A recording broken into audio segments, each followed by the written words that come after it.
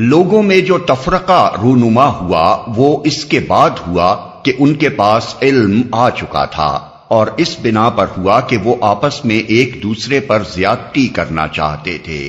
اگر تیرا رب پہلے ہی یہ نہ فرما چکا ہوتا کہ ایک وقت مقرر تک فیصلہ ملتوی رکھا جائے گا تو ان کا قضیہ چکا دیا گیا ہوتا۔ اور حقیقت یہ ہے کہ اگلوں کے بعد جو لوگ کتاب کے وارث بنائے گئے وہ اس کی طرف سے بڑے اضطراب انگیز شک میں پڑے ہوئے ہیں۔ چونکہ یہ حالت پیدا ہو چکی ہے، اس لیے اے محمد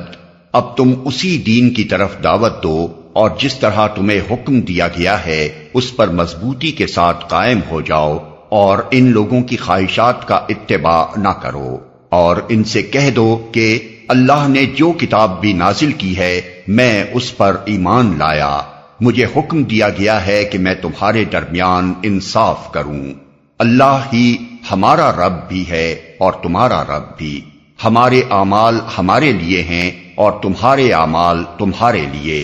ہمارے اور تمہارے درمیان کوئی جھگڑا نہیں۔ اللہ ایک روز ہم سب کو جمع کرے گا اور اسی کی طرف سب کو جانا ہے۔